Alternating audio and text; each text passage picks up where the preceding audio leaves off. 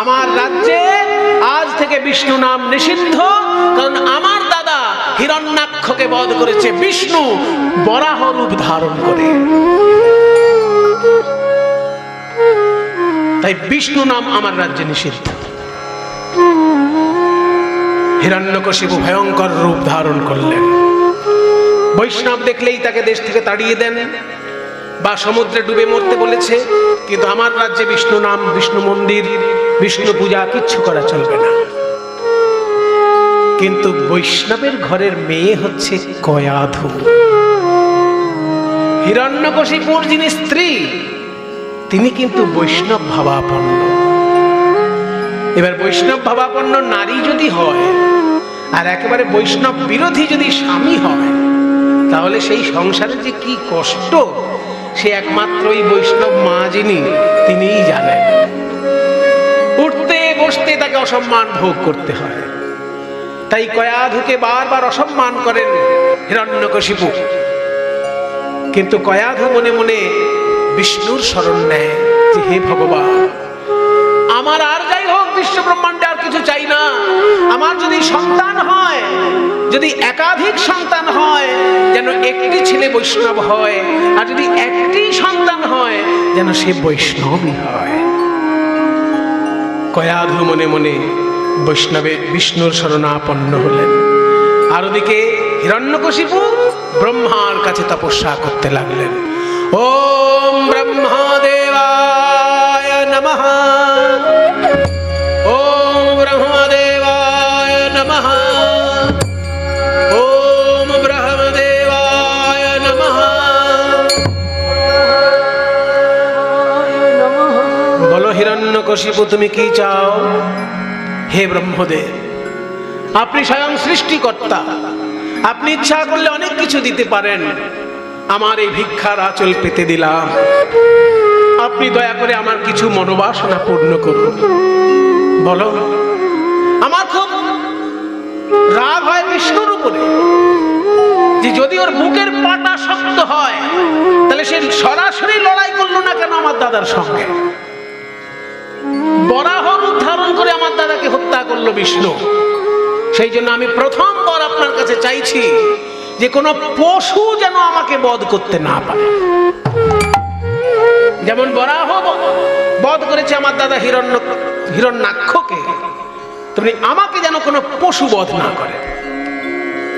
ব্রহ্মা বললেন তথাস্তু। আরো আছে, আপনি শুধু শুনুন আর আমি বলে যাব। আমার অনেকগুলো বর নিয়ে আমি এসেছি, বর প্রার্থনা নিয়ে এসেছি। বলো। কোন পাখি, কোন তির্যক প্রাণী যেন আমাকে বধ করতে না পারে। আর মানুষ তো আমি ছেড়েই দিলাম, মানুষের মধ্যে যেন কেউ আমাকে বধ করতে না পারে। আমায় যেন মানুষ না বধ করে, আমায় যেন পশু না বধ করে, আমার যেন দিনের বেলা বধ না হয়, আমার যেন রাতের বেলা বধ না হয়, আমার যেন ঘরের ভিতরে বধ না হয়, ঘরের বাইরেও বধ না হয়।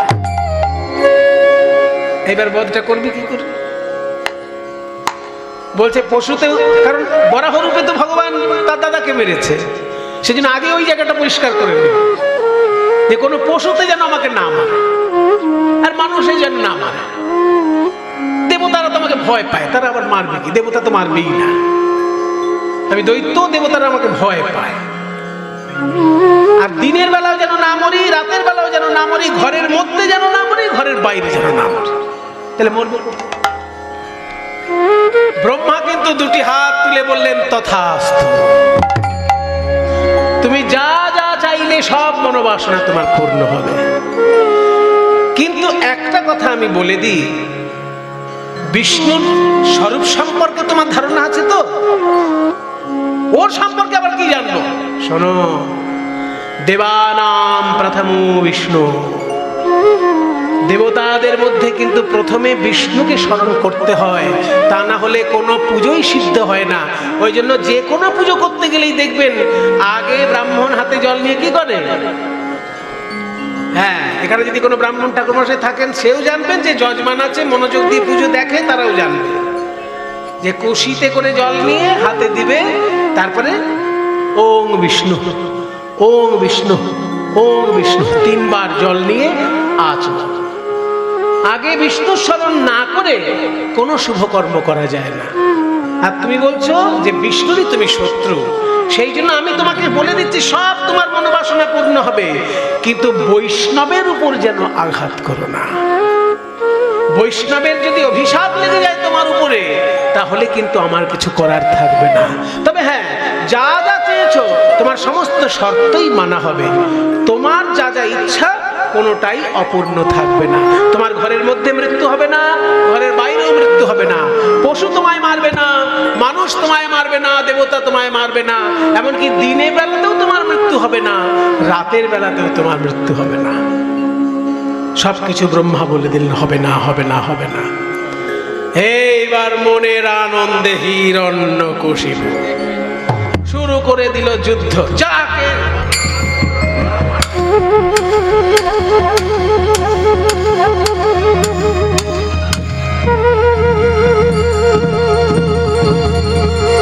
যাকে ধরে তাকেই মারে। সে দেবতা না ভালো মানুষ মন্দ মানুষ, কোনো বাছাবাছি নয়, কারণ কেউ তোমাকে মারতে পারবে না।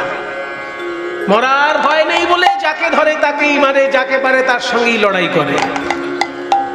এই করতে করতে যখন মহাব্যস্ত হয়ে উঠল, ভাবলো মন্দার পর্বতে একজন বড় রাজা আছে, তাকে মারতে হবে। তো মন্দার পর্বতে রাজাটাকে মারার জন্য সৈন্য সামন্ত নিয়ে হিরণ্যকশিপু যখন মন্দার পর্বতে গমন করলেন, সেই সময় আবার ইন্দ্র হিরণ্যকশিপুর রাজ্য দখল করল। এই সুযোগটা পেয়ে গেছে যে রাজা নেই, সেনাবাহিনীও নেই, আর প্রজা ওদেরকে আবার ধর্তব্যের মধ্যে ধরে নাকি কেউ? কোন দেশের যদি সেনাবাহিনী না থাকে আর রাজা না থাকে, সেই দেশ জয় করতে সময় লাগে।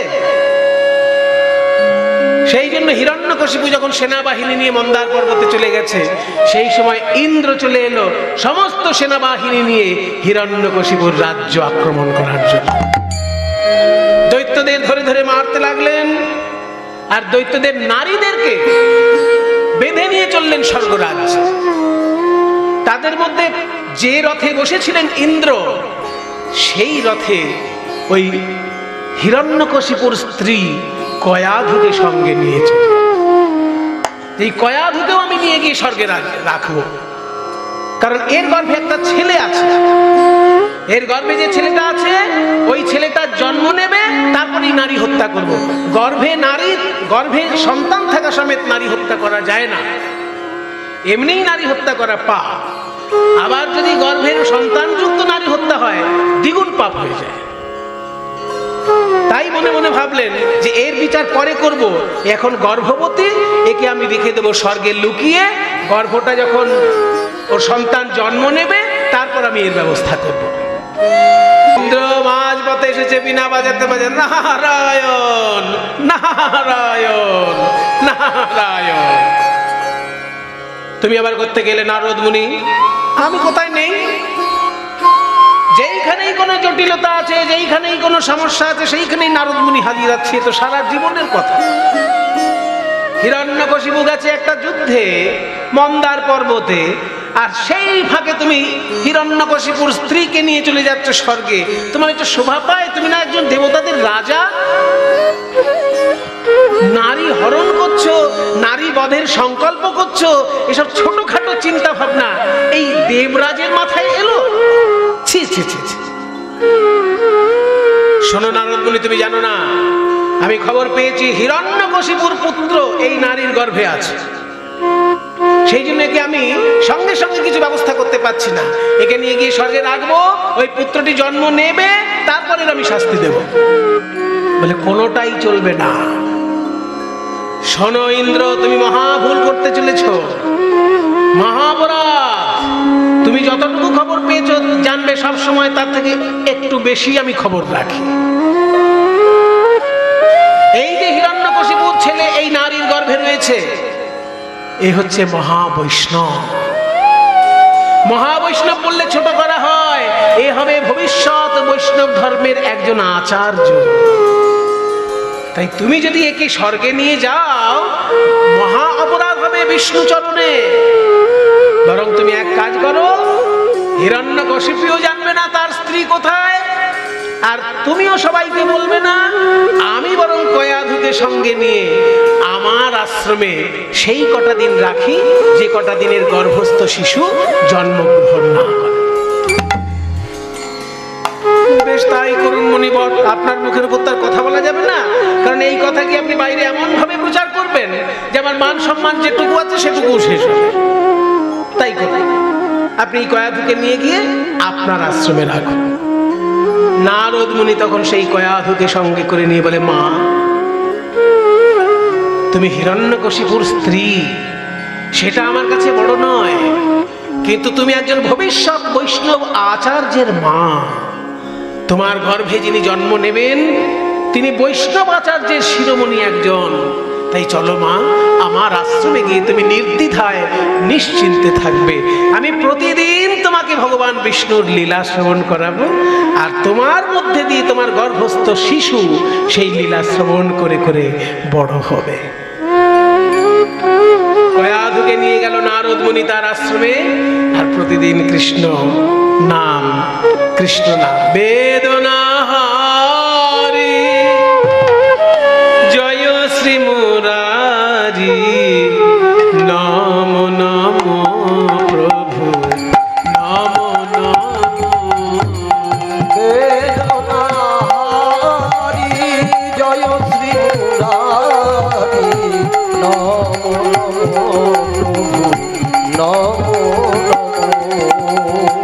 সন্ধ্যা সকাল এসো হে গোপাল, সন্ধ্যা সকাল এসো হে গোপাল, হৃদে আঙিনায় মম। সন্ধ্যা সকাল এসো হে গোপাল, হৃদয় আঙিনায় মম। বেদনা হারি জয় শ্রী মুরারি নম নম প্রভু নম নম। বেদনা হারি জয় শ্রী মুরারি নম নম প্রভু নম নম। দেখুন মায়েরা, মহৎ কৃপা কিভাবে হয়। মায়ের গর্ভে রয়েছে প্রহ্লাদ, আর সেই সময় নারদ মুনির কণ্ঠে শুনছে হরিনাম, কণ্ঠে শুনছে শাস্ত্র কথা। এইভাবে গর্ভস্থ অবস্থায় প্রহ্লাদ কিন্তু সর্বশাস্ত্রজ্ঞ হয়ে উঠল।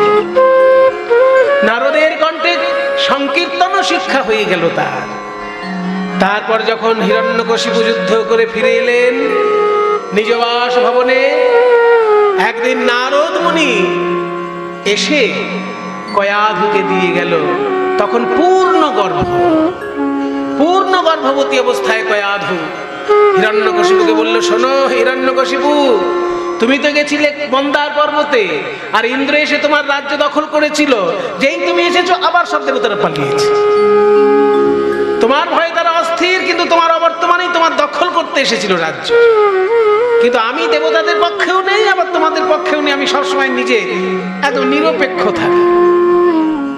যার আমি ভালো কাজ দেখি তার মুখের উপর বলি, আর যার মন্দ কাজ দেখি তাকেও মুখের উপর বলি। আর আমি তো অমর, আমাকে কেউ মেরেও ফেলতে পারবে না, সেই জন্য আমাকে কেউ কিছু বলেও না।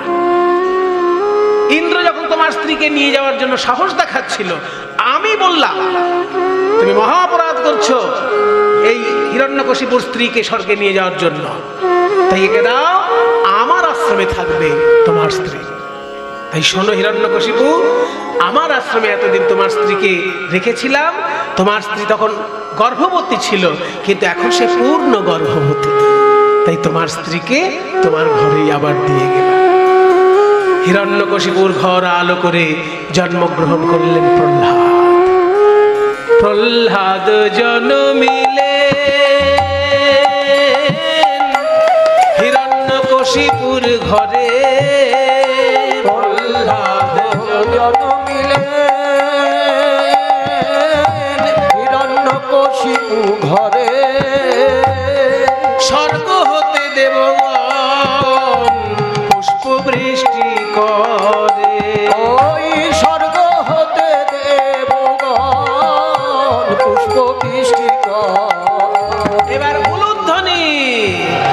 উলুধ্বনি শঙ্খধ্বনি করে নারীগণ, উলুধ্বনি শঙ্খধ্বনি করে নারীগণ, উলুধ্বনি শঙ্খধ্বনি করে নারীগণ, উলুধ্বনি শঙ্খধ্বনি করে নারীগণ, উলুধ্বনি শঙ্খধ্বনি করে নারীগণ, বাহু তুলে জয়ধ্বনি করে ভক্তগণ, বাহু তুলে জয়ধ্বনি করে ভক্তগণ, বাহু তুলে জয়ধ্বনি করে ভক্তগণ, বাহু তুলে জয়ধ্বনি করে ভক্তগণ, বাহু তুলে জয়ধ্বনি করে ভক্তগণ, কিবা বাহু তুলে জয়ধ্বনি করে ভক্তগণ। আনন্দ ধরে না, আনন্দ ধরে না, আনন্দ ধরে না, আনন্দ ধরে না, প্রহ্লাদের জন্মকালে আনন্দ ধরে, ওই প্রহ্লাদেরও জন্ম হেরি আনন্দ ধরে না, প্রহ্লাদের জন্ম হেরে সবে জয়ধ্বনি ওই করে, প্রহ্লাদেরও জন্ম হেরি সবে জয়ধ্বনি করে, প্রহ্লাদেরও জন্ম হেরি সবে জয়ধ্বনি করে, প্রহ্লাদেরও জন্ম হেরি সবে জয়ধ্বনি করে, আনন্দ ধরে না, বাহু তুলে হরি বলে ভক্তগণ, বাহু তুলে হরি বলে ভক্তগণ। গুরুদেব শুক্রাচার্যকে ডেকে আনো। আমার ঘরে ছেলে জন্ম নিয়েছে, শুক্রাচার্যের চরণে যতক্ষণ না দক্ষিণা প্রণাম দিচ্ছি ততক্ষণ আমার মনে শান্তি হচ্ছে না।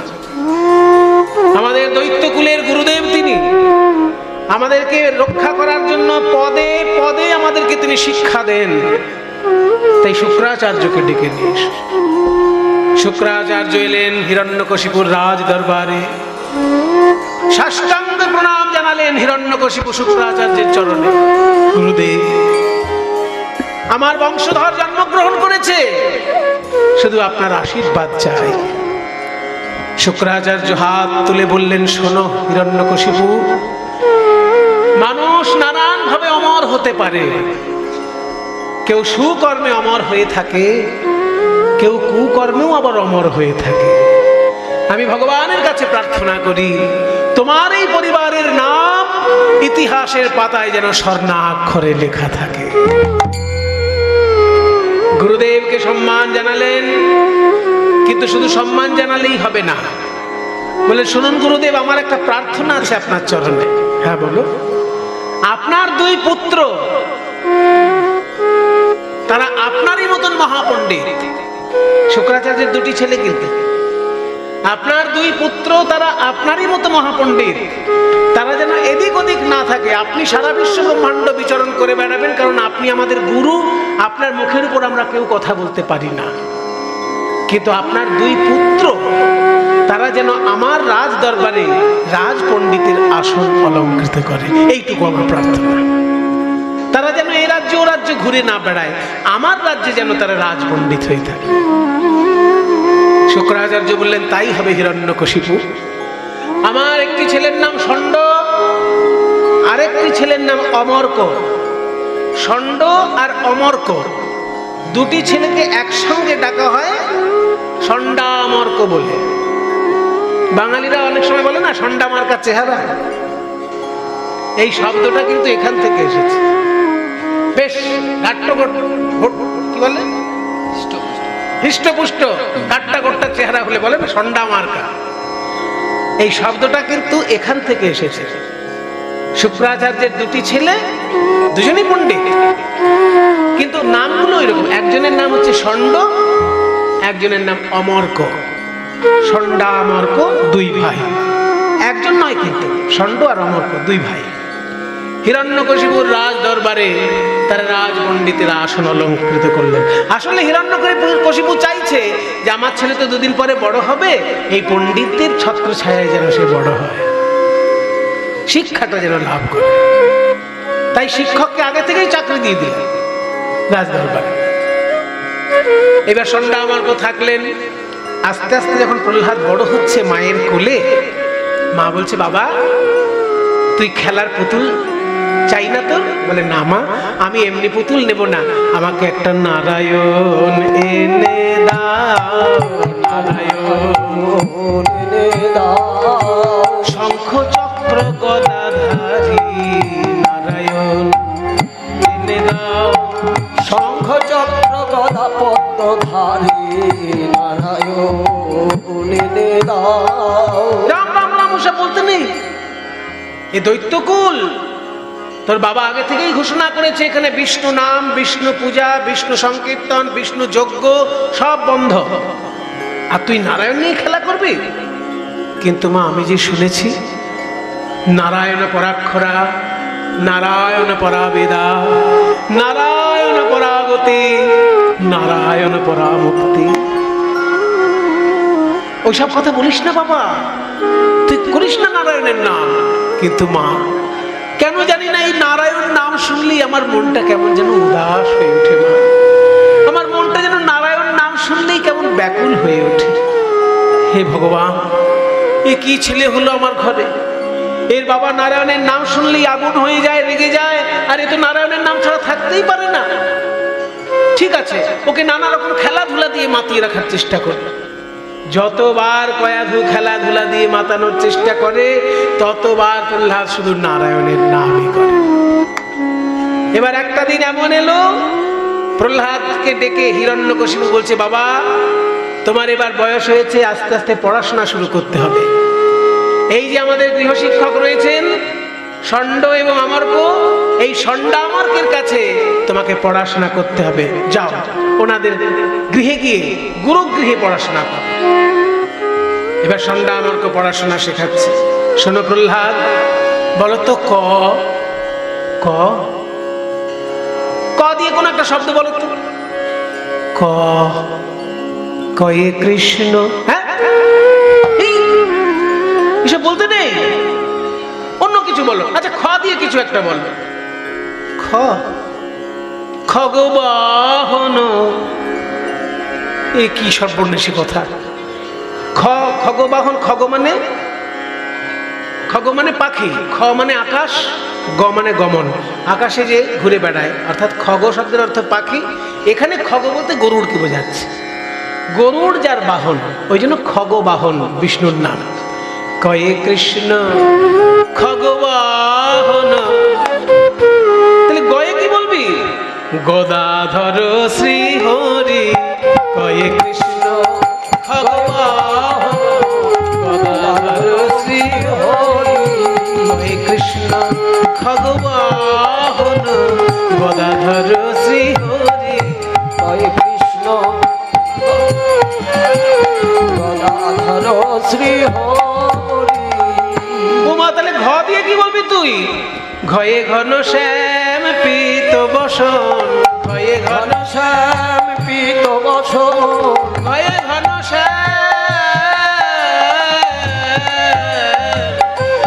শ্যাম পীত বসন, ঘয়ে ঘন শ্যাম পীত বসন।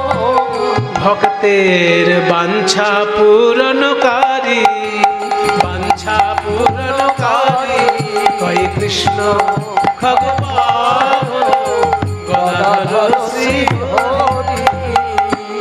সর্বনাশে কি ছেলেকে নিয়ে পড়েছি রে বাবা, একে তো পড়াশোনা করানোই মুশকিল। শোন বাবা, আমাদের দৈত্যকুলে 3টে বিষয়ের বেশি পড়া হবে না। 3টে বিষয় আর 3টে উপবিষয়। আমি একটু প্রাচীন শিক্ষা সম্পর্কে কথা বলছি। দৈত্যকুল আর দেবকুল, দুটো কুলে দু রকমের শিক্ষা হতো।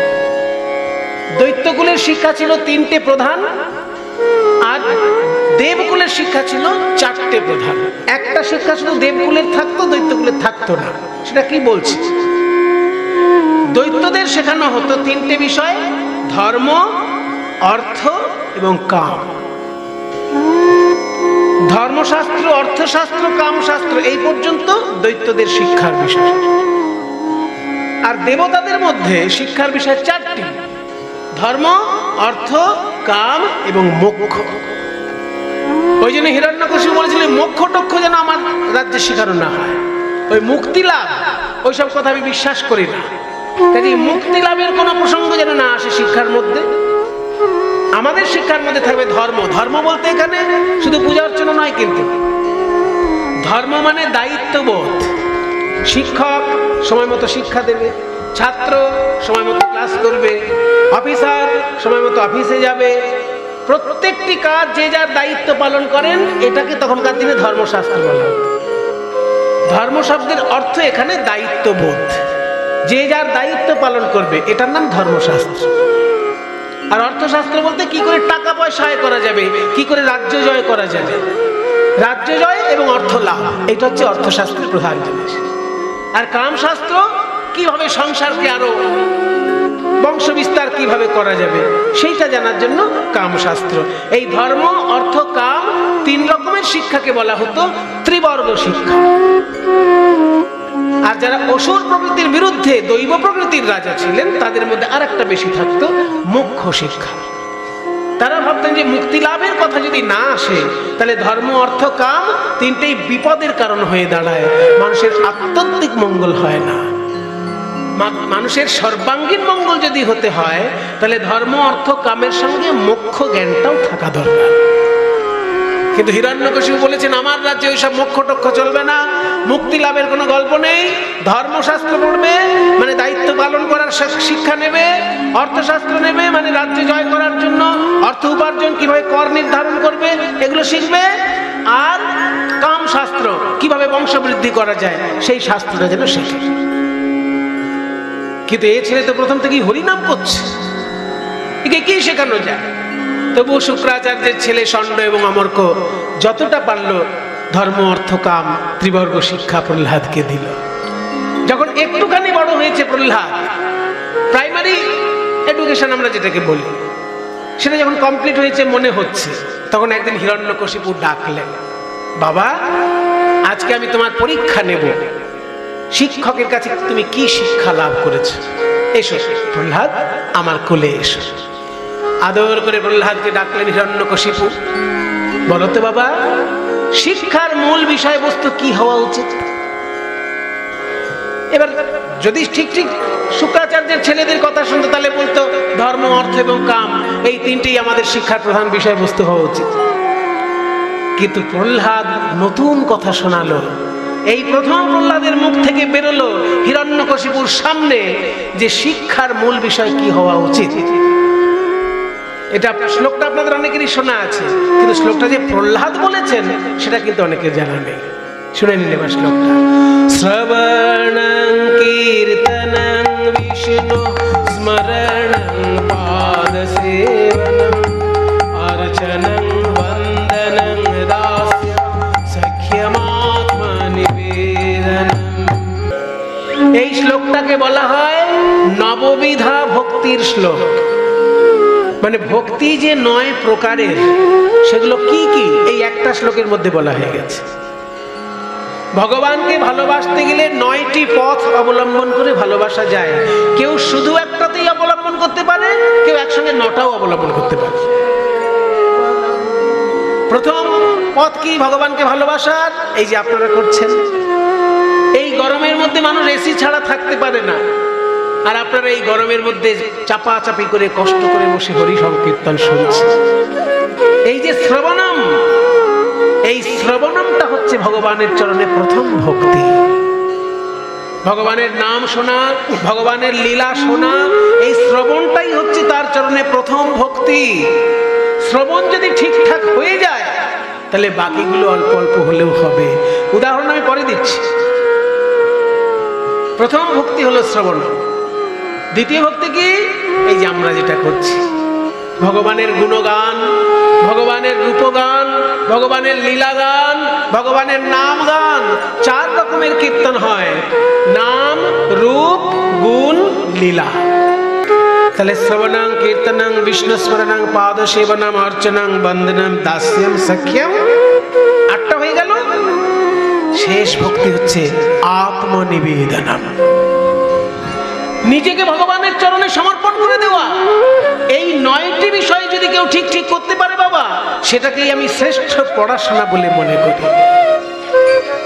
কার সামনে দাঁড়িয়ে বলছে? হিরণ্যকশিপুর সামনে দাঁড়িয়ে প্রহ্লাদ এই কথা বলছে। বললো না যে জীবন বিজ্ঞান, ভৌত বিজ্ঞান, ইতিহাস, ভূগোল এগুলো আমার কাছে শ্রেষ্ঠ।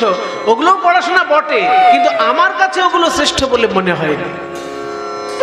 আমার কাছে মনে হচ্ছে শ্রবণং কীর্তনং বিষ্ণু শরণং পাদ সেবনং অর্চনং বন্দনং দাস্যং সখ্যম আত্মনিবেদনম। এবার যেটা আগে বলতে যাচ্ছিলাম যে নববিধা ভক্তি যদি 9টাই কেউ করতে চান চেষ্টা করতে পারেন, কিন্তু শাস্ত্র বলেছে একটাই যদি কেউ ঠিকঠাক করতে পারে তাতেও সিদ্ধি লাভ হতে পারে। মনে করুন আপনার শোনা কীর্তন গান শোনাটাই যদি আপনার জীবনের সংকল্প হয়, তাহলে এমন ভাবে শুনবেন যে আপনার ধারে পাশে যেন আর দ্বিতীয় কেউ না থাকে, আপনি সিদ্ধি লাভ করে যাবেন।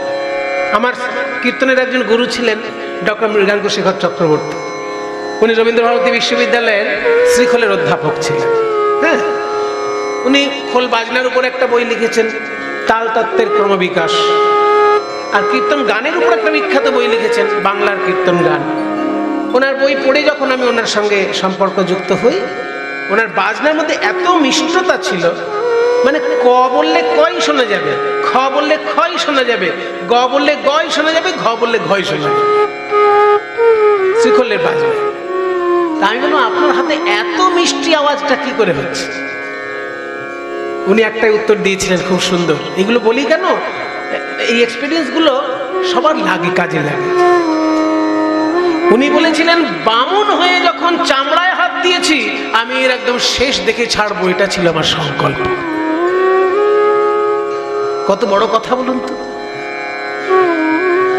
মৃগাঙ্কশেখর চক্রবর্তী। তা আমি খোল বাজনা যখন শিখেছি, ব্রাহ্মণ হয়ে যখন চামড়ায় একবার হাত দিয়েছি, আমি একদম তার শেষ দেখে ছাড়ব, এই ছিল আমার সংকল্প। তাই অনেক গুরুর সান্নিধ্যে গিয়ে আমি বাজনাটাকে সুন্দর করে শিখতে পেরেছি। ওই জন্য বললাম যে নববিধা ভক্তির মধ্যে যদি একটাও আপনি ঠিকঠাক করতে পারেন, অতি সিদ্ধি লাভ হয়ে যাবে। প্রমাণ আছে, প্রমাণ ছাড়া কথা বলবো না। এবার প্রমাণটা দিচ্ছি। শ্রী বিষ্ণু শ্রবণে পরীক্ষিত ভবৎ বৈয়াসকি কীর্তনে প্রহ্লাদ শ্রবণে তদঙ্ঘ্রি ভজনে লক্ষ্মী পৃথু পূজনে সর্বস্বাত্মনিবেদনে বলিরভূত কৃষ্ণাপ্তিরেষাং পরম। বলছে শ্রী বিষ্ণু শ্রবণে পরীক্ষিত ভবৎ। শুধু শ্রবণ করে সিদ্ধি লাভ যদি কেউ করে থাকে বিশ্ব ব্রহ্মাণ্ডে, তার নাম হচ্ছে রাজা পরীক্ষিত।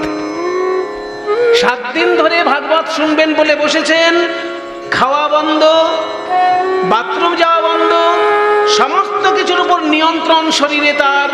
7 দিন একটানা বসে হরিকথা শ্রবণ করেছেন, শেষ দিন দেহত্যাগ করেছেন। আর কে পারবে, কে পারবে সংকল্প করতে? খাওয়া ঘুম সব বন্ধ করে দিয়ে বসেছেন 7 দিনের জন্য। ভাগবত সম্পূর্ণ হলো, তারপরে যে মুনিপুত্রের অভিশাপ, হ্যাঁ, যে তক্ষক দংশনে মৃত্যু হবে। এবার তার উপর তো আর জমের কাজ হবে না। সে যদি মনে করে আমি মরবো না, তাহলে মরবে না। সেই জন্য হলো কি, তক্ষক কিছুতেই মারতে পারছে না। যখন 7 দিন ভাগবত শোনার পর একটা ফল খেতে বসেছে, সেই ফলের মধ্যে একটা ছোট্ট পোকা দেখা যাচ্ছে। হ্যাঁ গো, রাজাকে যখন ফল দেওয়া হবে, তার মধ্যে পোকা থাকতে পারে?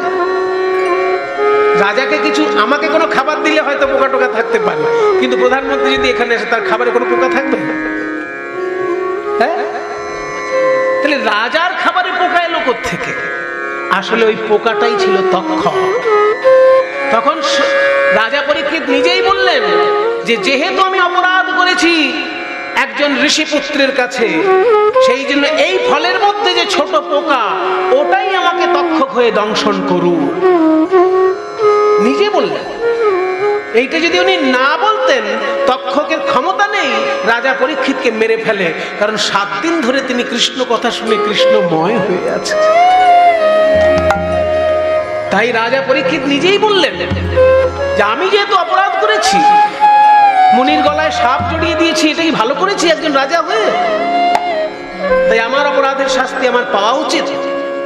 ভাগবত শুনে আমার জীবন ধন্য হয়েছে, কিন্তু শাস্তি আমার পাওয়া উচিত। ওই ছোট্ট পোকাটা তক্ষক হয়ে আমাকে দংশন করল। সঙ্গে সঙ্গে সেই ছোট্ট পোকা তক্ষক হয়ে রাজাকে দংশন করলেন, পরীক্ষিতের মৃত্যু।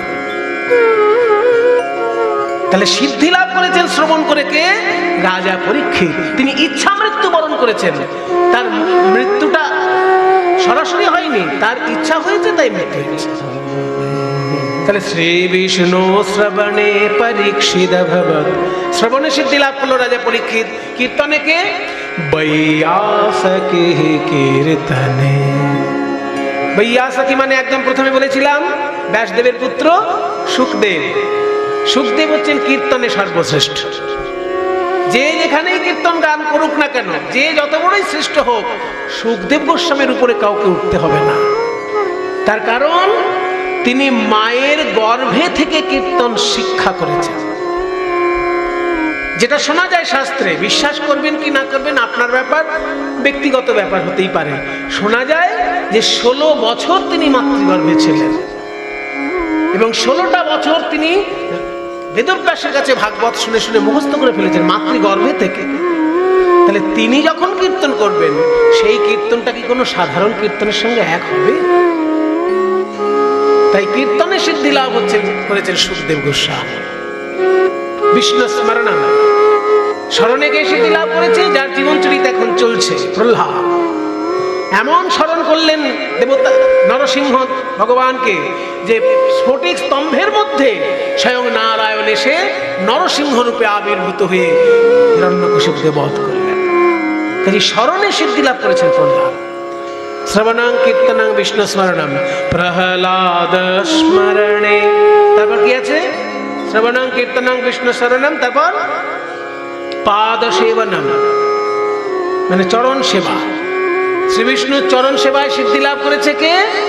না এখনো যার চরণ সেবা শেষ হয়নি। ছবিতে দেখবেন নারায়ণ শুয়ে আছেন সাপের বিছানা করে, আর একজন তার পদ সেবা করেই চলেছে। তার নাম কি?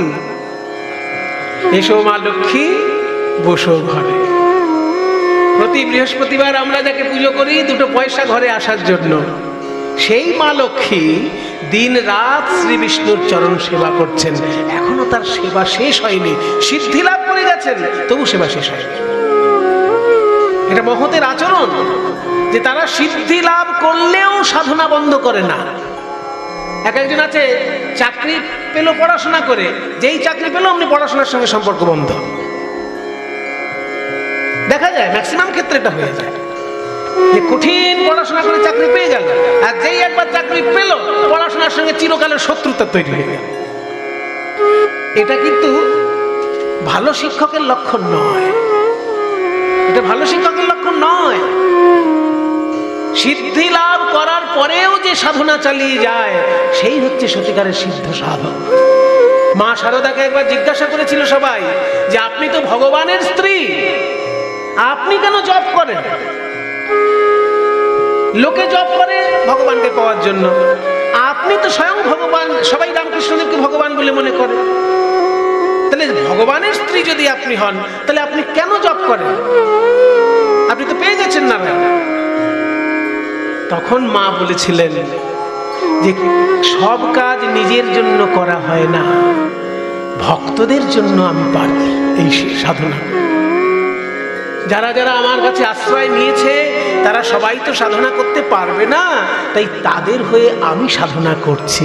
যদিও আমি সিদ্ধি লাভ করেছি, ভগবানকে আমি আপন রূপে পেয়েছি, তবু সাধনা আমি বন্ধ করতে পারবো না, কারণ এটা জনগণের জন্য করছি। তাই সাধকের সাধনা কখনো থেমে থাকে না। ওই জন্য মা লক্ষ্মী সিদ্ধি লাভ করেছেন পদসেবায়, কিন্তু এখনো তার পদসেবা একইভাবে চলছে। ছবিতে দেখবেন মা লক্ষ্মী পদসেবা করছে।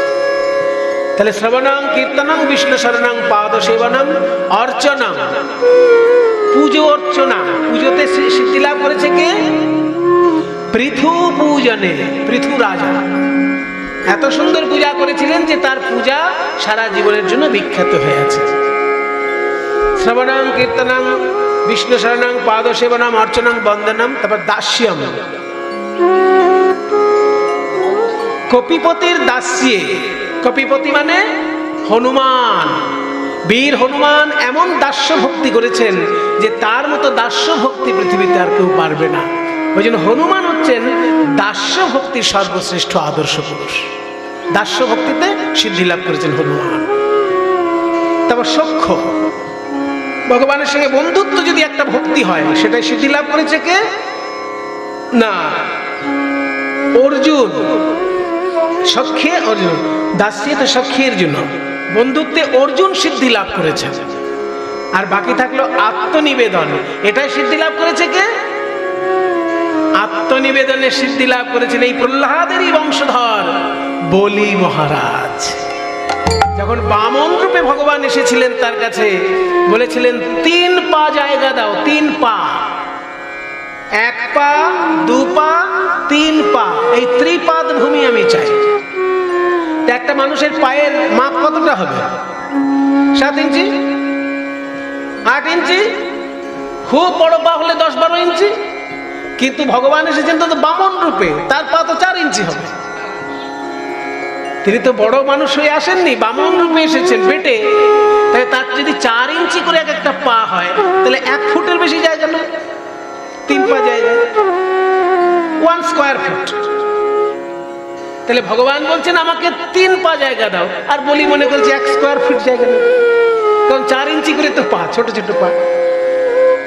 বলে আমি দিয়ে দেবো। দিয়ে দেবো না, গঙ্গা জল ছুঁয়ে বলো যে যা চাইবো তাই দেবে তুমি।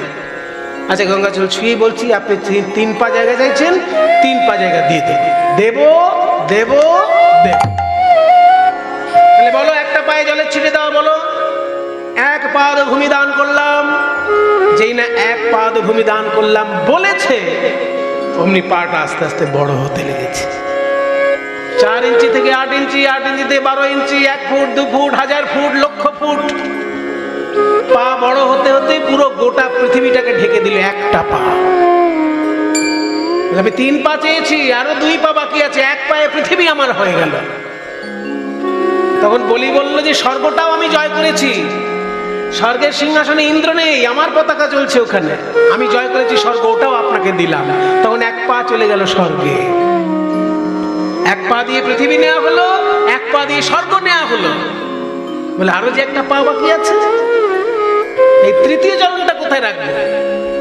তখন বলি বললেন আমি নিজে চলে যাচ্ছি পাতালে, আপনার তৃতীয় চরণ আপনি আমার মাথার উপর রাখুন। তাই বলি চলে গেল পাতালে, আর তার মাথার উপরে রাখলেন ভগবান তৃতীয় চরণ। এইরকম আত্মসমর্পণ বিশ্বব্রহ্মাণ্ডে আর কেউ পারবে? ওই জন্যই বলা হলো নববিধা ভক্তির শেষ ভক্তি আত্মসমর্পণ, তাতে সিদ্ধি লাভ করেছেন বলি। সর্বস্বাত্মনিবেদনে বলিরভূত কৃষ্ণাপ্তিরেশাধরম। এদের সকলের কৃষ্ণ প্রাপ্তি হচ্ছে শ্রেষ্ঠ প্রাপ্তি। তাই প্রহ্লাদকে যখনই বলেছে তুমি পড়াশোনা কি শিখেছো, প্রহ্লাদ বলছেন নববিধা ভক্তি। শ্রবণং কীর্তনং বিষ্ণু স্মরণং পাদসেবনং অর্চনং বন্দনং দাস্যং সখ্যমাত্মনিবেদনম। এরপরেই প্রহ্লাদ বলছেন ইতি পুংসার্পিত বিষ্ণু ভক্তি চেন্নমলক্ষণা ক্রিয়তে ভগবতি যথা তন্মন্যেতি তমুত্তমম। ইতি মানে এই যে নববিধা ভক্তির কথা বললাম, ইতি এইটা, পুংসা মানুষের দ্বারা, ইতি পুংসার্পিত বিষ্ণু। এই নববিধা ভক্তি যদি কোনো মানুষ বিষ্ণুর চরণে অর্পণ করতে পারে, ইতি পুংসার্পিত বিষ্ণু ভক্তিশ্চেন নবলক্ষণা, এই নবলক্ষণা ভক্তি যদি কেউ বিষ্ণু চরণে সমর্পণ করতে পারে, ক্রিয়াতে ভগবতী ভগবানের চরণে যদি করা হয় আধ্যা খুব দৃঢ়ভাবে, তন্মন্যে সেটাকেই আমি মনে করি অধিতম উত্তমম শ্রেষ্ঠ অধ্যয়ন, সেটাকে আমি শ্রেষ্ঠ অধ্যয়ন বলে মনে করি। আমাদের সাধারণ অধ্যয়নই হয় না, বা শ্রেষ্ঠ অধ্যয়ন কি করে করবো?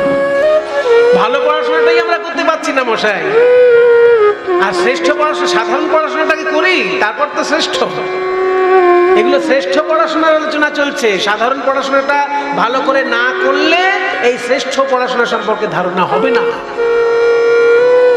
তাই প্রহ্লাদ বলছে এটাকে আমি শ্রেষ্ঠ পড়াশোনা বলে মনে করি, আর বাকি আপনারা যেগুলো পড়াশোনা বলছেন ওগুলো সাধারণ পড়াশোনা, সবগুলোই পড়াশোনা, ইতিহাস, ভূগোল, জীবন বিজ্ঞান, ভৌত বিজ্ঞান, বাংলা, হিন্দি, ইংরেজি সব পড়াশোনা। কিন্তু আমার মতে শ্রেষ্ঠ পড়াশোনা হচ্ছে নববিধা ভক্তি। যেই না এই কথা বলেছেন অমনি রক্তচক্ষু হয়ে হিরণ্যকশিপু বললেন, বটে, যে বিষ্ণু আমার দাদাকে হত্যা করেছে শূকর রূপে, সেই বিষ্ণুর উপাসনা তোর কাছে শ্রেষ্ঠ পড়াশোনা। এই তোর শিক্ষক মশাইগণ কি ঘাসে মুখ দিয়ে চলে? তোর মাস্টার মশাই যারা, এই যে ষণ্ড আর অমর্ক, শুক্রাচার্যের ছেলে, এরা কি ঘাসে মুখ দিয়ে চলে? এরা পড়াশোনা জানে না? তুই নতুন কথা শেখাতে এসেছিস? প্রহ্লাদ বলছে, এনারা জানেন কিন্তু সব জানেন না। হ্যাঁ, সব তুই জানিস? আমার জানার অনেক সূত্র আছে, সেই সূত্রগুলোতে এখনো এনারা পৌঁছতে পারেননি। তাই আমার ভাগ্য হয়েছে যেটুকু জানার, সেই পর্যন্ত এখনো আমার শিক্ষকগণ গিয়ে পৌঁছতে পারেননি। বলিস কি? তাহলে তোর এই জ্ঞানের কথা কে জানতে পারবে? সেইখানে একটা সুন্দর কথা বলেছেন প্রহ্লাদ, নৈষামতি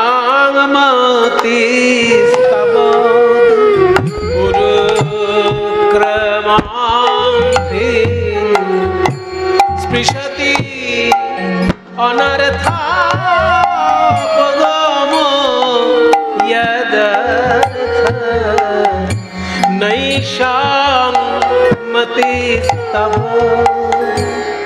প্রহ্লাদ বলছে, নৈষামতিস্তাবদুরুক্রমাং স্পৃশত্যনর্থাপদমো যদর্থ মহীয়সাপাদরজোভিষেকং নিষ্কিঞ্চনানা ন বৃণীত যাবৎ।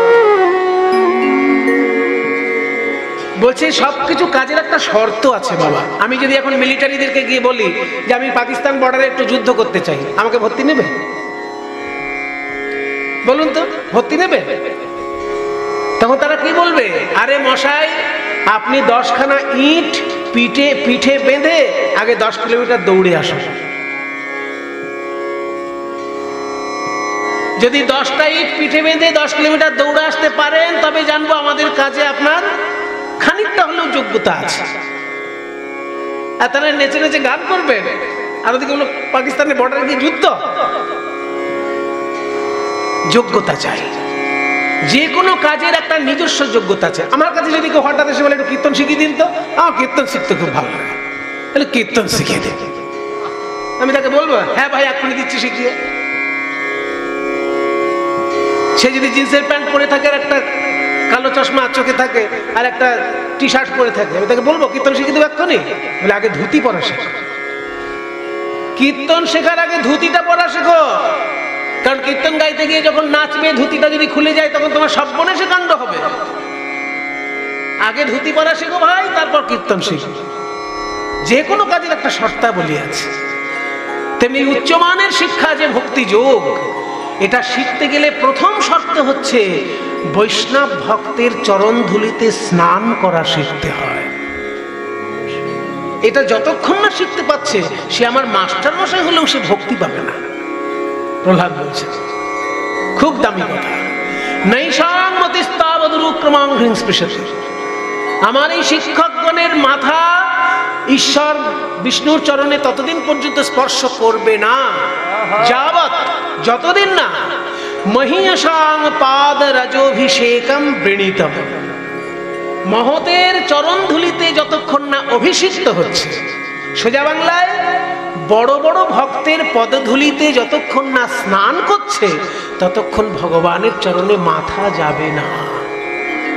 এবার বড় ভক্ত বোঝা যাবে কি করে? মোটা মালা পরলে, মোটা তিলক পরলেই সে বড় ভক্ত? সে তো ঠকবাজি হতে পারে।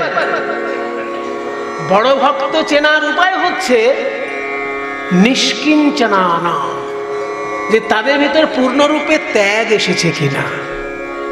সে যদি পূর্ণরূপে ত্যাগী হয়, কিছু কিছু লোক আছে ভেতরে ত্যাগী কিন্তু বাইরে ভোগী সেজে থাকে, তাকে আপনি চিনতে পারবেন না।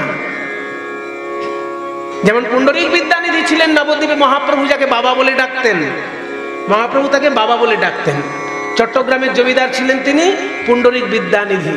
সারাক্ষণ আয়েসে থাকতেন, এই রূপোর বড় বড় বাটিতে পানের পিক ফেলছে, এই দামি জামা কাপড়, দামি বালিশ, দামি চন্দন কাঠের খাট, হ্যাঁ, দারুণ দামি দামি সব জিনিস পরে বসে আছে।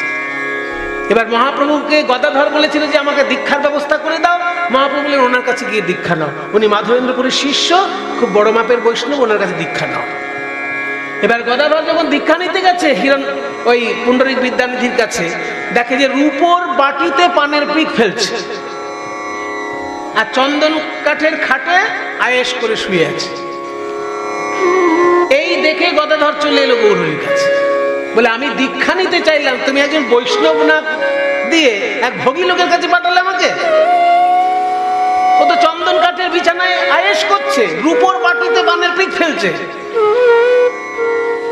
তখন বলছে ও তুমি ওকে চিনতে পারো। হ্যাঁ সঞ্জয়, তুমি একবার যাও তো গদাধরের সঙ্গে। এবার সঞ্জয়কে যে গদাধরের সঙ্গে পাঠিয়েছে পুণ্ডরিক বিদ্যানিধির কাছে। পুণ্ডরিক বিদ্যা কি, হে সঞ্জয় এসো এসো এসো। বলে আমার একটা শ্লোক একটু গন্ডগোল হয়ে গেছে, একটু মনে করিয়ে দিবেন। কোনটা? ওই যে অহোবকিয়ং স্তনকালকূটম জিঘাংসয়াপ্যায়ধ্বসাপে লেভে গতিং ধাত্র্যুচিতাং ততোন্যম কংবা দয়ালুং শরণং ব্রজেম। বক রাক্ষসের বোন পুতনা রাক্ষসী, যাকে দুগ্ধ পান করাতে এসে কৃষ্ণকে মারার জন্য দুগ্ধ পান করাতে চাইল, শত্রুরূপে কৃষ্ণকে মারার জন্য দুগ্ধ পান করাতে চাইল, কিন্তু মৃত্যুর পরে সে কৃষ্ণের মায়ের স্থান পেয়ে গেল। গোলকে গিয়ে দেখা গেল যশোদার পাশে একটা সিংহাসন রয়েছে, কে বসবে না পুতনা এসে বসবে। কেন? ওই যে দুগ্ধ পান করিয়েছে, কৃষ্ণকে মারার জন্য দুগ্ধ পান করিয়েছে। তো তাতে কি হয়েছে? দুগ্ধ তো পান করিয়েছে। ওই যে মারার জন্য হলেও দুগ্ধ পান করিয়েছে বলে তার মধ্যে বিন্দু মাত্র মাতৃত্ব ছিল, ওই মাতৃত্বের জন্য মায়ের পদ পেয়ে গেল গোলক ধামে পুতনা। এত করুণাময় কৃষ্ণ ভগবান ছাড়া আর কোন ভগবানের আমি শরণাপন্ন হব? এই শ্লোক যখনই উচ্চারণ করেছে পুণ্ডরিক বিদ্যানিধি ওই খাট থেকে লাফ দিয়ে পড়লেন মাটিতে। হা কৃষ্ণ প্রাণ কৃষ্ণ, হা কৃষ্ণ কৃষ্ণ কৃষ্ণ কৃষ্ণ বলে পাগলের মতো করতে করতে নিজের জামা কাপড় ছিঁড়ে ওই মাটিতে গড়াগড়ি দিচ্ছেন, আর মুখ চোখ দিয়ে অনর্গল অশ্রুধারায় ভেসে যাচ্ছে সর্বই অঙ্গ। পাগলের মতো করতে লাগলেন কৃষ্ণ। এই ভিতরের ভক্তিটা বাইরে বেরিয়ে এসেছে। ওই জন্য ভক্ত চেনা খুব কঠিন, কারণ ভিতরে তীব্র বৈরাগ্য, কিন্তু বাইরে থেকে বোঝা যাবে না। তাই প্রহ্লাদ বলছে, বাবা আমার মাস্টার মশাইরা পণ্ডিত মশাই হতে পারেন, কিন্তু যেহেতু তারা ভক্ত পদধূলিতে কখনো স্নান করেননি, ওই জন্য এই ভক্তি রাজ্য সম্পর্কে তাদের কোনো ধারণা নেই। এই কথা বলার সঙ্গে সঙ্গে হিরণ্যকশিপু রেগে গিয়ে বলে, নিয়ে যাও চোখের সামনে থেকে, একে আমার চোখের সামনে থেকে নিয়ে যাও, গিয়ে ওকে এক কাজ করো, ভয়ঙ্কর ভয়ঙ্কর শাস্তি দাও, যাতে ওকে দেখে আমার ছেলে হলে কি হবে, ওর মুখে যখন হরি নাম শুনেছি, বিষ্ণু নাম শুনেছি, শাস্তি ওকে পেতেই হবে। কে আছিস? ওকে নিয়ে যা, কারাগারে রুদ্ধ করে না, 3 দিন খেতে দিবি না, আর বুকের উপরে বিরাট বড় একটা পাথর চাপিয়ে দে।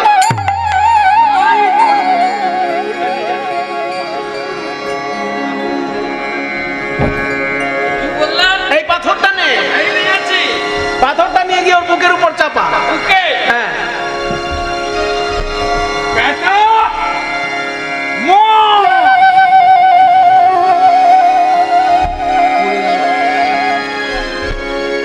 প্রহ্লাদের বুকের উপর চাপিয়ে দিল পাথর। কিন্তু প্রহ্লাদ কি দেখলো জানেন? প্রহ্লাদ দেখে পেল স্বয়ং বিষ্ণু সেই পাথরটি হাতে করে ধরে আছে। কেন ধরবে না? গিরি গোবর্ধন পর্বত যদি ভগবান 7 দিন ধরে তুলে রাখতে পারেন, আজকে প্রহ্লাদকে রক্ষা করার জন্য ওই পাথরটি তিনি তুলে ধরবেন না? ওই জন্য যারা প্রহরী তারা পাথরটা চাপছে, ভাবছে প্রহ্লাদ এই বুঝি মরে যাবে, কিন্তু প্রহ্লাদ দেখছে স্বয়ং বিষ্ণু পাথরটি ধরে আছে, হাসি মুখে কৃষ্ণ নাম করছে। মোহন মুরলী রাঙা করে ধর, হে প্রাণ গোবিন্দ জয় দামোদর।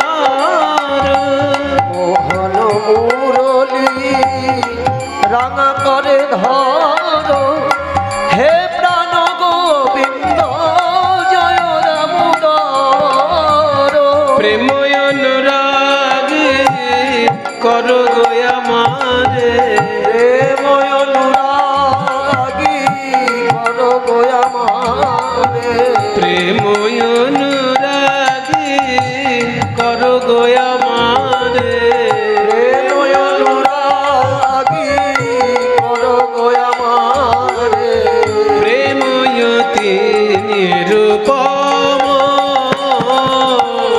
বেদনাহারি জয় শ্রী মুরারি নমো নমো প্রভু নমো নমো বেদনাহারি জয় হে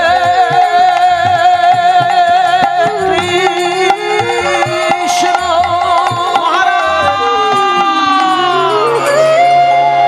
প্রহ্লাদের কিচ্ছু হয়নি মহারাজ। এত বড় একটা পাথর 3টে দিন ধরে ওর বুকে চাপিয়ে রাখলাম, ভাবলাম একবারেই বোধহয় শেষ নিঃশ্বাস বেরিয়ে যাবে।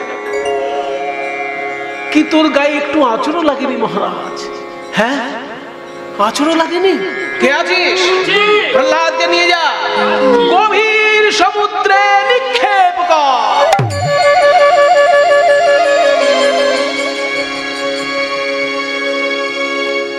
সমুদ্রের উপর জাহাজে করে নিয়ে গিয়ে গভীর সমুদ্রে প্রহ্লাদকে নিক্ষেপ করলেন এবং হাতে পায়ে বেঁধে, যাতে সাঁতার কেটে চলে যেতে না পারে, হাতে পায়ে বেঁধে যখন গভীর সমুদ্রে নিক্ষেপ করেছে, দেখছে সাক্ষাৎ মা গঙ্গা এসে দাঁড়িয়েছে। কে আপনি?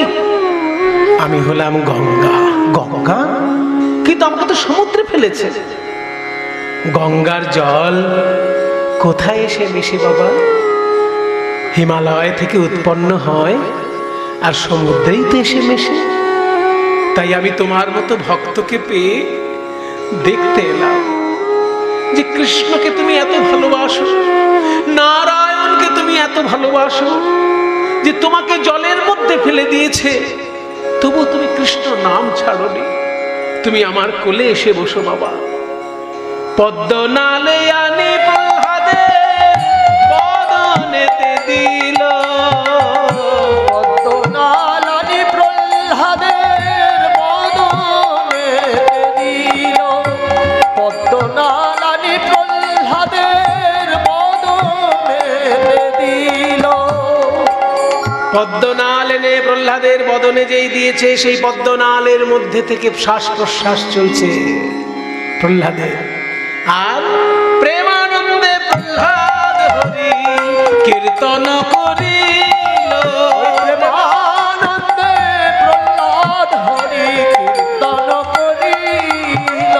যারে রাখে হরি কে বা মারে, রাখে হরি কে বামারে, যারে রাখে হরি কে বা মারে, যারে রাখে হরি কে বামারে, যারে মারে হরি কে বা রাখে, যারে রাখে হরি কে বা মারে, যারে মারে হরি কে বা রাখে, রাখে হরি কে বা মারে মারে হরি কে বা রাখে, রাখে হরি কে বা মারে, মারে হরি কে বা রাখে, মারে রাখে হরি কে বা মারে। প্রহ্লাদের মুখে দিল পদ্মনাল, পদ্মনালের মধ্যে দিয়ে শ্বাস প্রশ্বাস নিচ্ছে প্রহ্লাদ। গভীর জলেও দিনের পর দিন রইল, মৃত্যু হলো না। শেষ দিন যখন ভেসে উঠেছে, আবার রক্ষীগণ নিয়ে গেল, মহারাজ এ ছেলে তো জলের মধ্যেও মরল না, তাহলে কি করা যায়? দাঁড়া, ওর মাকে ডাকে। কয়াধু, বলুন মহারাজ। তোমাকে একটা গুরু দায়িত্ব নিতে হবে। বলুন মহারাজ। আমি আপনার ধর্মপত্নী, আপনার আদেশ আমি পালন করব, কিন্তু যে আদেশ বলবো সে আদেশ শুনলেই কিন্তু তোমার চোখে জল আসবে কয়াধু। আমার দাদাকে হত্যা করেছে যে বিষ্ণু, সেই বিষ্ণুর নাম করছে আমার ছেলে। কোনো মতেই এ সহ্য করা যায় না। আমার ঘরের লোক যদি আমার কথা না শুনে, আমার প্রজা কেন আমার কথা শুনবে? তাই আগে শাসন ঘরে। তোমাকে একটা কাজ করতে হবে।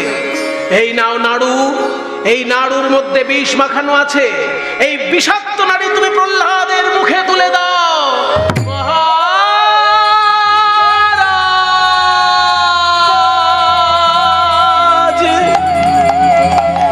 না না, বলো না।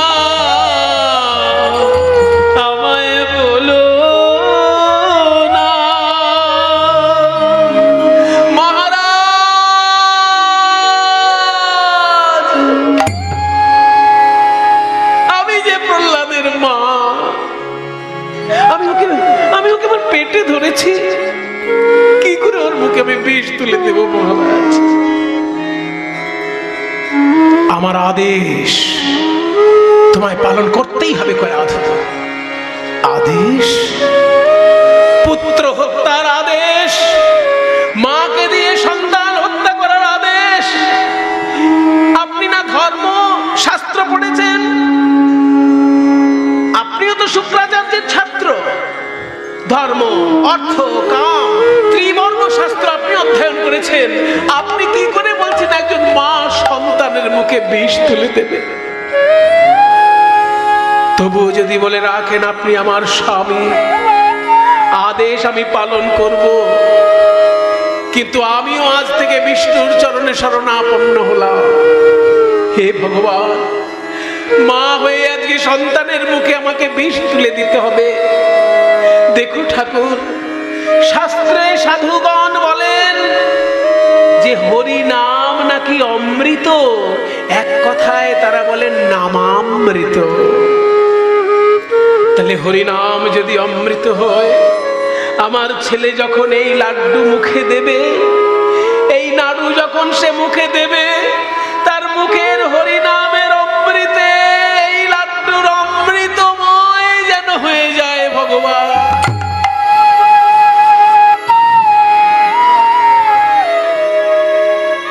কাতর প্রার্থনা শুনলেন নারায়ণ। মা হয়ে যখন কয়াধু প্রহ্লাদের মুখে তুলে দিল বিষাক্ত লাড্ডু, প্রহ্লাদের মুখে ছিল হরিনাম। হরিনামের অমৃতের গুণে সেই লাড্ডু হয়ে গেল অমৃতময়, অমৃতে পরিণত হয়ে গেল বিষ। ওই জন্যই তো মীরাবাই বলেছেন, রানা ভেজা বিষ কা প্যালা, রানা ভেজা।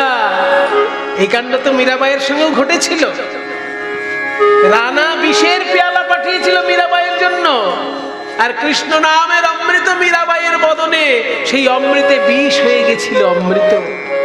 তাহলে কলিযুগে সাক্ষাৎ প্রমাণ রয়েছে মীরাবাই, সত্যযুগে প্রহ্লাদ হবে না? সত্যযুগ তো আরো পবিত্র। রানা ভেজা বিষ কা প্যালা, मैं अमृत कर पी जाना, मैं गोविंद के गुण गाना, मैं तो गोविंद के गुण गाना, मैं तो गोविंद के गुण गाना, मैं तो गोविंद के गुण गाना, मैं तो गोविंद के गुण गाना, मैं तो गोविंद के गुण गाना। राना भेजा विष का प्याला,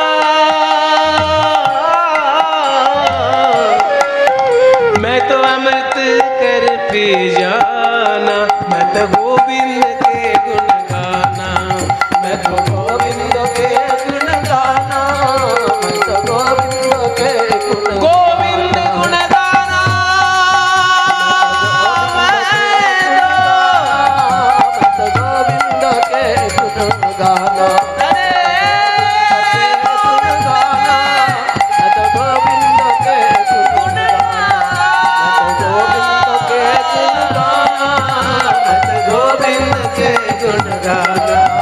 मैं तो गोविंद के गुण गाना, मैं तो गोविंद के गुण गाना। প্রহ্লাদের বিষ ভরা লাড্ডু হয়ে গেল অমৃত। প্রহ্লাদ আবার বেঁচে গেছে। ছেলে এখনো মরেনি। কে আছিস? আমার এই ছেলেকে নিয়ে যা পর্বত শৃঙ্গে, পাহাড়ের উপর থেকে ধাক্কা দিয়ে ফেলে দে ছেলেকে। হে ভক্তগণ,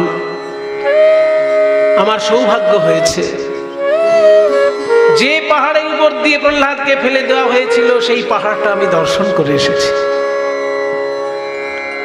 আমাদের ভারতবর্ষের সাধক সাধিকাদের কথা গাঁজাখুরি নয়, যাদের জীবনে আধ্যাত্মিক সংস্পর্শ কখনো আসেনি তাদের দুর্ভাগ্য। যে ভারতের মতন পবিত্র ভূমিতে জন্ম নিয়েও তারা মহাপুরুষদের জীবন সম্পর্কে কোনো ধারণাই পেল না। আমি দেখে এসেছি সেই পাহাড়, আপনারাও দেখে আসবেন। হাওড়া থেকে ট্রেনে উঠবেন, দক্ষিণ ভারতে যখন ট্রেনটা যাবে, সীমাচলম বলে একটা স্টেশন আছে। সীমাচলম, আসলে কথাটা হচ্ছে সিংহাচলম, মানে নৃসিংহাচলম। পুরো নাম নৃসিংহাচলম, নৃসিংহ মানে নরসিংহ, সেখান থেকে নৃটা বাদ গেছে, শুধু সিংহাচলম হয়েছে। তারপরে হটা বাদ গিয়ে এখন লোকে উচ্চারণ করে সীমাচলম। সেই পাহাড়টার উপরে প্রহ্লাদকে তুলে ফেলে দেওয়া হয়েছিল এবং পরবর্তীকালে প্রহ্লাদ বেঁচে গেছিলেন বলে ওই পাহাড়ের উপর প্রহ্লাদ বানিয়ে দিয়েছিলেন নরসিংহের মন্দির। এখনো সেই নরসিংহ মন্দির আছে। আপনার দক্ষিণ ভারত কখনো বেড়াতে গেলে, দুর্ভাগ্য দক্ষিণ ভারতে বাঙালিরা যায় শুধু চিকিৎসার জন্য। আমার মনে হয় না তীর্থ করার জন্য কোনো বাঙালি দক্ষিণ ভারতে যায়। তবে যারা চিকিৎসা করতে যাচ্ছেন, একটু চিকিৎসার সঙ্গে তীর্থ করে নেবেন, কি আছে তাতে? এক্সট্রা লাভ হলো, সেটা চিকিৎসার জন্যই যান। খুব ভালো চিকিৎসার পরিকাঠামো সেদিকে। সেই রকম পরিকাঠামো যদি আমাদের দেশে হয়ে যায়, আমাদের যেতে হবে না। কিন্তু চিকিৎসার জন্য গিয়ে একটু এক্সট্রা সময় রাখবেন। যদি দেখেন যে না, মনটা ভালো আছে, 2-3টে দিন আশেপাশের মহাতীর্থগুলো ঘুরে আসবেন। কারণ এমন বড় বড় সাধক দক্ষিণ ভারতে জন্মগ্রহণ করেছেন, চিন্তা করা যাবে না। ভারতবর্ষের বৈষ্ণব ধর্মের 4টি হচ্ছে সম্প্রদায়, আর 4টি সম্প্রদায়ের যারা প্রধান আচার্য, 4 জনেরই জন্মস্থান দক্ষিণ ভারত। 4 জন প্রধান বৈষ্ণবাচার্যেরই জন্মস্থান দক্ষিণ ভারত।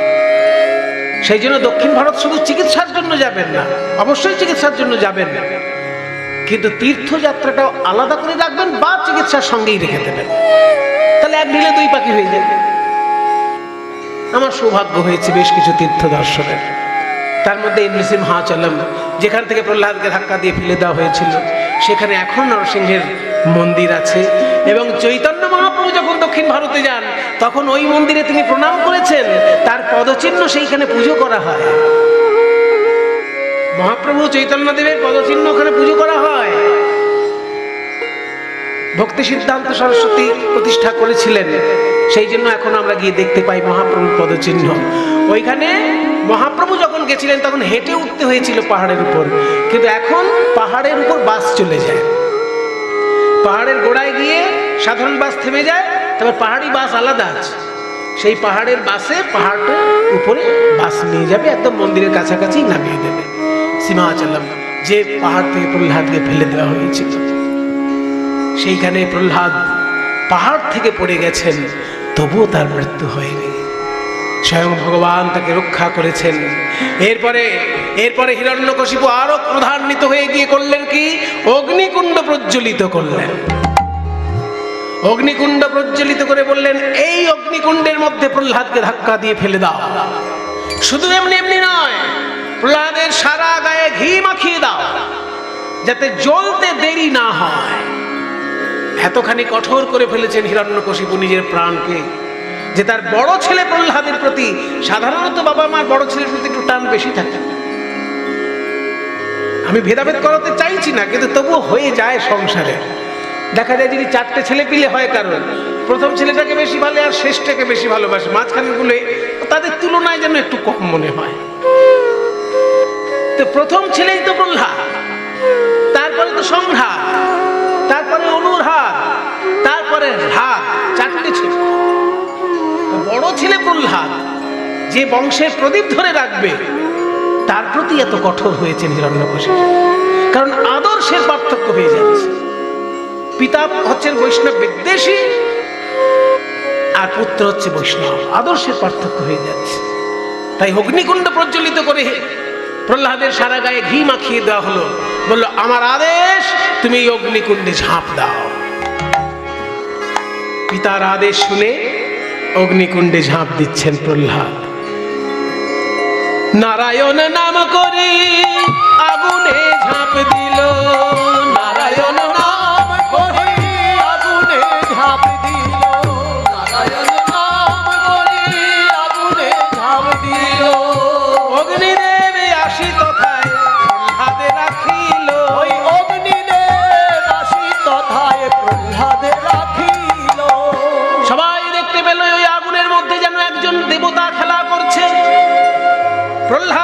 দেখতে পেল, প্রহ্লাদ এক দেখছে, অন্য লোক অন্য দেখছে।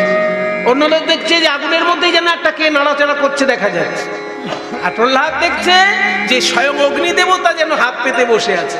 এসো প্রহ্লাদ কোলে এসো, এসো প্রহ্লাদ কোলে এসো, আমার কোলে বসে হরি বলো।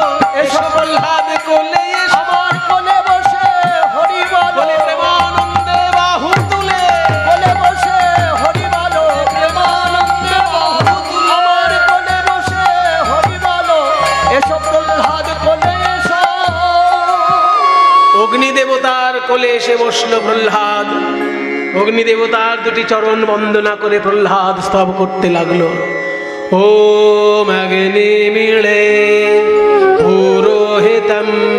সবাই একটু হাত জোড় করুন।